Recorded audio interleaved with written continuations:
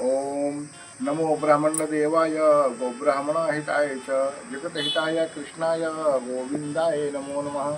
शांताकारं भुजगशयनं पद्मनाभं सुरेशं विश्वाधारं जगन्सदृशं मेघवर्णं शुभांगं लक्ष्मीकान्तं कमलनयनं योगिभिर्ध्यानगम्यं वन्दे विष्णुभवभयहरं सर्वलोकैकनाथम्।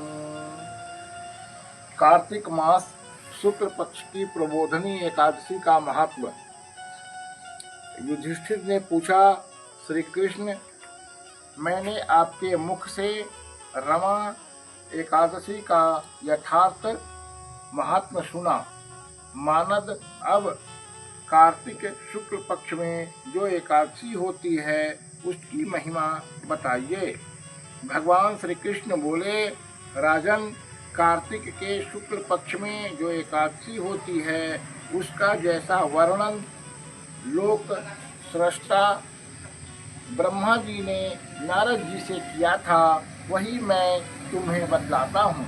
नारद जी ने कहा, पिताजी, जिसमें धर्म कर्म में प्रवृत्ति कराने वाले भगवान गोविंद जागते हैं उस प्रबोधनी एकादशी का महात्म्य बतलाइए। ब्रह्मा जी बोले, हे मुनि श्रेष्ठ, प्रबोधनी एकादशी का महात्म्य पाप का नाश, पुण्य की वृद्धि तथा उत्तम बुद्धि वाले मनुष्यों को मोक्ष प्रदान करने वाला है।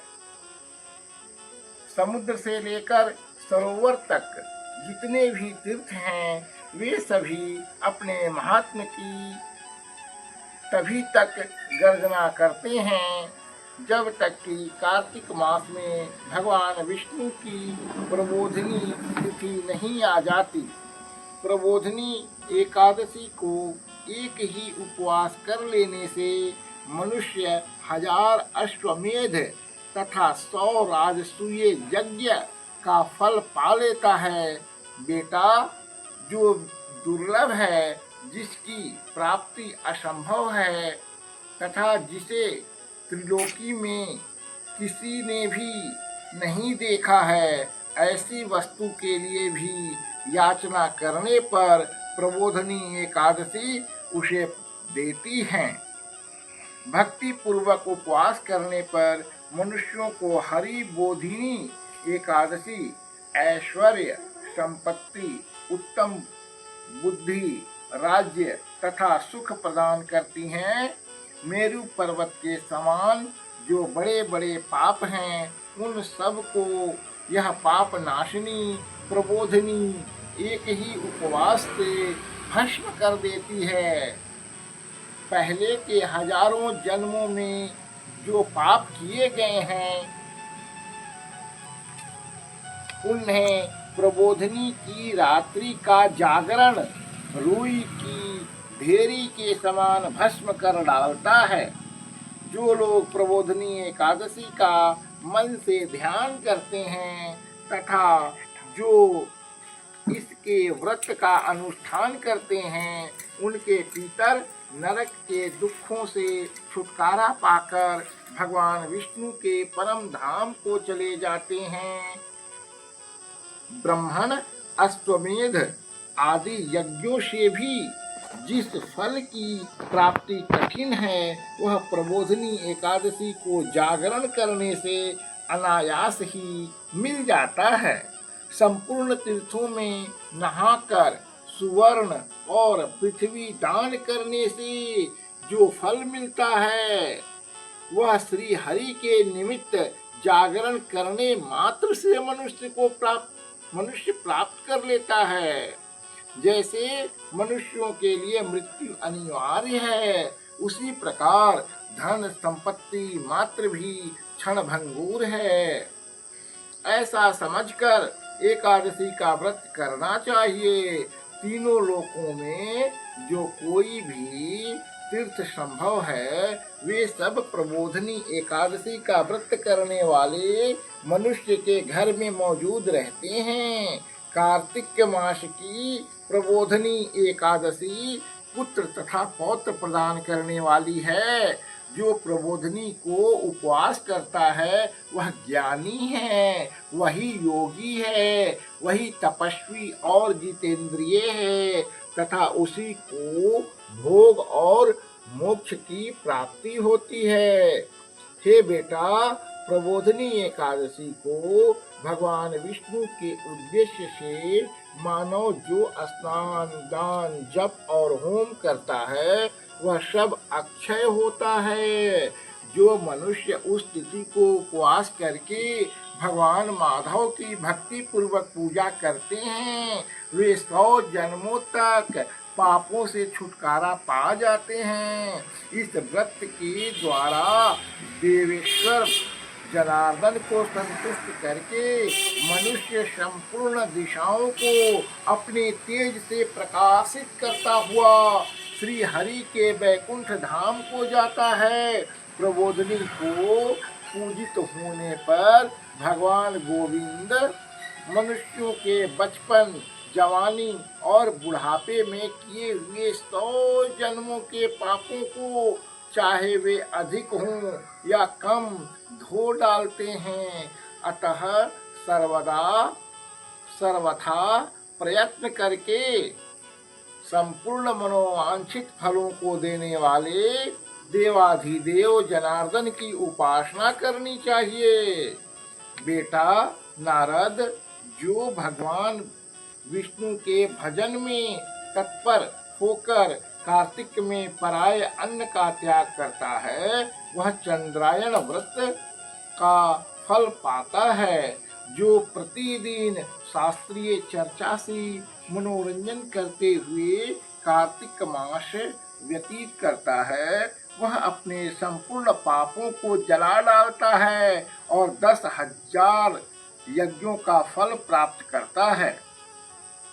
कार्तिक मास में शास्त्रीय कथा के कहने सुनने से भगवान मधुसूदन को जैसा संतोष होता है वैसा उन्हें यज्ञ, दान अथवा जप आदि से नहीं होता। जो शुभ कर्म परायण पुरुष कार्तिक मास में एक या अधिक या आधा श्लोक भी श्री विष्णु भगवान की कथा बाँचते हैं उन्हें 100 गोदान का फल मिलता है। महामुने, कार्तिक मास में भगवान केशव के सामने शास्त्र का स्वाध्याय तथा श्रवण करना चाहिए। मुनि श्रेष्ठ, जो कार्तिक में कल्याण प्राप्ति के लिए लोभ से श्री हरि का कथा का प्रबंध करता है वह अपनी 100 पीढ़ियों को तार देता है। जो मनुष्य सदा नियम पूर्वक कार्तिक मास में भगवान विष्णु की कथा को सुनता है उसे 1000 गोदान का फल मिलता है। जो प्रबोधनी एकादशी के दिन श्री विष्णु भगवान की कथा का श्रवण करता है उसे 7 द्वीपों से युक्त पृथ्वी दान करने का फल प्राप्त होता है। मुनि श्रेष्ठ, जो भगवान विष्णु की कथा सुनकर अपनी शक्ति के अनुसार कथावाचक की पूजा करते हैं उन्हें अक्षय लोक की प्राप्ति होती है। नारद, जो मनुष्य कार्तिक मास में भगवत संबंधी गीत और शास्त्र विनोद के द्वारा समय बिताता है उसकी पुनरावृत्ति मैंने नहीं देखी है। मुनि, जो पुण्यात्मा पुरुष भगवान के समक्ष ज्ञान, नृत्य, वाद्य और श्री विष्णु की कथा करता है वह तीनों लोकों के ऊपर विराजमान होता है। मुनि श्रेष्ठ, कार्तिक मास की प्रबोधनी एकादशी के दिन बहुत से फल, फूल, कपूर, अर्गजा और कुमकुम के द्वारा श्री विष्णु की पूजा करनी चाहिए। एकादशी आने पर धन की कंजूसी नहीं करनी चाहिए क्योंकि उस दिन दान आदि करने से असंख्य पुण्य की प्राप्ति होती है। प्रबोधिनी को जागरण के समय शंख में जल लेकर फल तथा नाना प्रकार के द्रव्यों के साथ श्री जनार्दन को अर्घ देना चाहिए। संपूर्ण तीर्थों में स्नान करने और सब प्रकार के दान देने से जो फल मिलता है वह प्रबोधिनी एकादशी को अर्घ देने से करोड़ों गुना होकर प्राप्त होता है। हे देवर्षि नारद, अर्घ के पश्चात भोजन, अच्छादान और दक्षिणा आदि के द्वारा भगवान विष्णु की प्रसन्नता के लिए गुरु की पूजा करनी चाहिए। जो मनुष्य उस दिन श्रीमद् भागवत की कथा को सुनता है अथवा पुराण का पाठ करता है, उसे एक एक अक्षर पर कपिला दान करने का पुण्य प्राप्त होता है। मुनि श्रेष्ठ, कार्तिक में जो मनुष्य अपनी शक्ति के अनुसार शास्त्रोक्त रीति से वैष्णव व्रत अर्थात एकादशी का पालन करता है, उसकी मुक्ति अविचल है।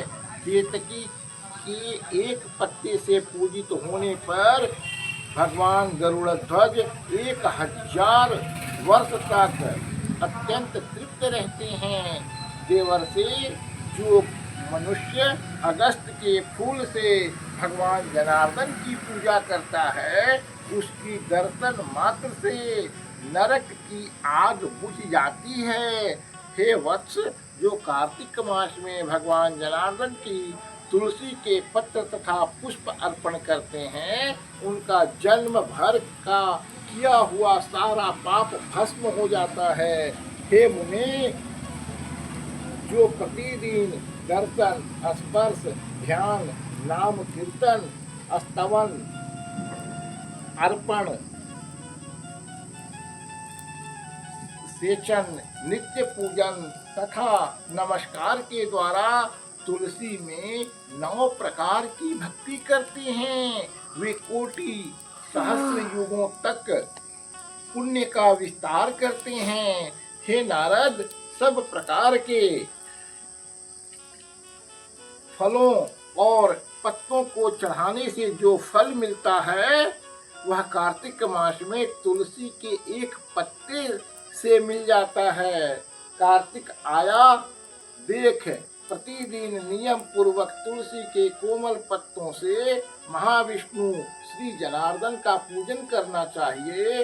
100 यज्ञों द्वारा देवताओं का यजन करने और अनेक प्रकार के दान देने से जो पुण्य की प्राप्ति होती है वह कार्तिक मास में तुलसी दल मात्र से केशव की पूजा करने से प्राप्त हो जाता है। एक श्लोक भी है कि तुलसी दल पुष्पाणि ये यक्षन्ति जनार्दने कार्तिके शकलं वत्स पापं जनमार्जितं दहेत दृष्ट्वा स्पृष्टथा वा ध्याता कीर्तिता नामतः स्तुता रोपिता शेचिता नित्यं पूजिता तुलसी नता नवधा तुलसी भक्ति ये कुर्वन्ति दिने दिने युगकोटि सहस्राणि तवन्ति सुकृतं मुने। प्रेम से बोलिए विष्णु भगवान की जय, राधा कृष्ण भगवान की जय, लक्ष्मी मैया की जय, तुलसी मैया की जय, तुलसी विवाह की जय। प्रेम से बोलिए श्रीमन लक्ष्मी नारायण की जय। आरती माँ तुलसी जी की आरती, तुलसी महारानी नमो नमः, हरि की पटरानी नमो नमः, तुलसी महारानी नमो नमः, हरि की पटरानी नमो नमः। धन तुलसी पूरन तप कीनो, धन तुलसी पूरन तप कीनो, शालिग्राम बनो पटरानी, शालिग्राम बनी पटरानी। जाके पत्र मंजूरी कोमल, जाके पत्र मंजूरी कोमल, श्रीपति कमल चरण लपटानी, श्रीपति कमल चरण लपटानी, तुलसी महारानी नमो नमः, हरि की पटरानी नमो नमः। धूप दीप नैवेद्य आरती, धूप दीप नैवेद्य आरती, पुष्पन की वर्षा बरसानी, तुलसी महारानी नमो नमः। छप्पन भोग छत्तीसो व्यंजन, छप्पन भोग छत्तीसो व्यंजन, बिन तुलसी हरि एक न मानी, बिन तुलसी हरि एक न मानी, तुलसी महारानी नमो नमः, हरि की पटरानी नमो नमः। शांति सखी मैया तेरी यश, शांति सखी मैया तेरी यश गावे, भक्ति दान दीजो महारानी, भक्ति दान दीजो महारानी, तुलसी महारानी नमो नमः, हरि की पटरानी नमो नमः। तुलसी मैया की जय।